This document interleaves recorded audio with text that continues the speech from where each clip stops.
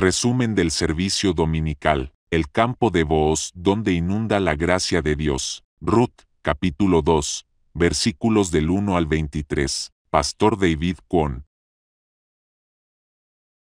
En todo el libro de Ruth vemos la gracia de Dios. Para hallarla todos deben identificarse como Ruth la Moabita, pero no les gusta ser ella. Ruth lleva un crecimiento espiritual en cada capítulo al negar su pensamiento, posibilidad humana, deseo, tradición, y anhelar la guía y la gracia de Dios. En Ruth capítulo 1, Dios guió su corazón, lo que se nota en su hablar y caminar. En Ruth capítulo 2, ella sale a recoger espigas en el campo de Belén, a pesar de ser extranjera e indigna. Ella era moabita, viuda e incapaz de entrar en la congregación de Jehová, pero confiaba en Dios, porque tenía la esperanza de que la había aceptado. Ustedes tienen en sus corazones la confianza de ser aceptados por Dios. ¿Hay gracia de Dios para ustedes? Si la hay, ¿por qué no salen a recoger las espigas? Salgan hoy a hacerlo. Ruth, capítulo 1, versículo 1. Los jueces gobernaban y hubo hambre en la tierra.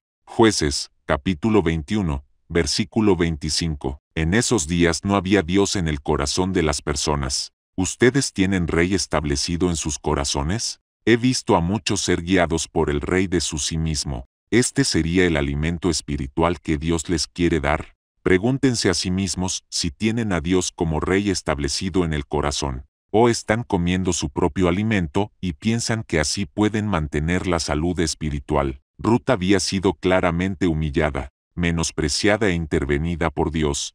Esto la ubicó en una posición muy humilde. Muchos quieren recibir la gracia de Dios y ver su obra sin tener un corazón humilde. Dios puede humillarlos de una manera más fuerte que a Ruth.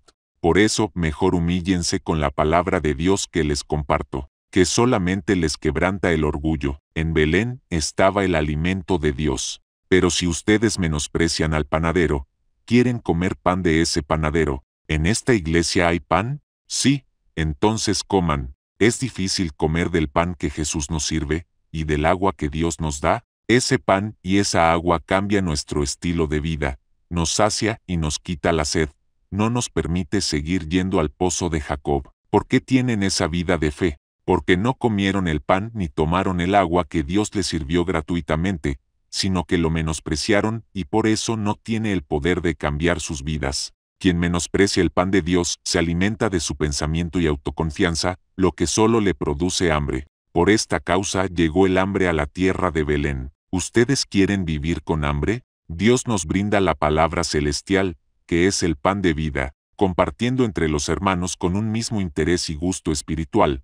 El pan celestial será muy rico. Tener la comunión entre los hermanos es que, aunque algunos de ustedes no hayan entendido la palabra, los que sí la probaron y saborearon les dirán cómo es. Ruth, capítulo 1, versículos 2 y 3. Noemí quedó viuda en Moab con sus 2 hijos, pues se habían ido de Belén por el hambre que había en la tierra, producto de sus corazones que menospreciaron el pan de Dios. ¿Por qué solo la familia de Elimelech se fue para Moab, dejando la ciudad de la panadería de Dios, despreciando el pan del panadero, para irse a una tierra que a Dios no le agradaba, y un pueblo que no podía entrar a su congregación? Porque creyendo en sí mismos, se separaron de Dios. La familia de Noemí se mudó a Moab pensando que iba a vivir mucho tiempo. Cuando ustedes tienen un corazón que no fluye con la iglesia y algo les sale mal, dicen que fue por casualidad.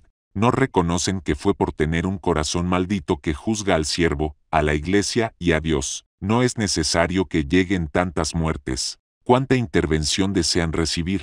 ¿Cómo sobrevivieron las personas de Belén durante los 10 años de hambre? La noticia de la misericordia de Dios siempre estuvo en Belén. Ahí estaba la palabra de Dios y la buena noticia del Evangelio también. Cuando en sus corazones hay mucha autoconfianza no pueden oír la palabra de Dios. Noemí tuvo que aceptar su fracaso y confesarlo. Ustedes quieren recibir la gracia de Ruth, entonces deben confesarse fracasados de todo corazón. Así aceptarán la palabra y dejarán de ver sus opiniones superiores a las de Dios. Dejen su autoconfianza y confíen en Dios para que dejen de tener hambre. Reconociendo el fracaso, inicia el mundo de la inundación de la gracia. así como en el mundo de Ruth y Noemí. Ruth, capítulo 1, versículo 20. Para arrepentirse, Noemí tuvo que matar a su marido, sus 2 hijos y a Orfa, quien no tenía corazón para seguirla. En Ruth, capítulo 1, versículo 21.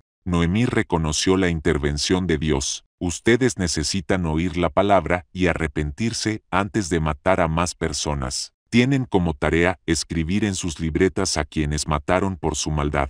Quiero escuchar de la boca y corazón de ustedes la confesión de que no los llame Noemí, sino Mara. Aquí es donde iniciará la siguiente etapa de la vida de fe, porque Dios trabaja únicamente conforme a lo que está escrito en su palabra. En Ruth, capítulo 1, versículo 22 vemos que Noemí y Ruth se volvieron de los campos de Moab a Belén, y en el capítulo 2 llegaron al campo de Booz, sin hacer la confesión de su pecado, como Ruth y Noemí. No pasarán del campo de Moab al de Booz. Dios les exige el arrepentimiento para que puedan avanzar al capítulo 2 y luego al 3. El libro de Ruth es de transformación para sus vidas. Por eso no lo escuchen con obligación, sino con necesidad del corazón. Así algunos experimentarán la inundación de la gracia de Dios en sus vidas.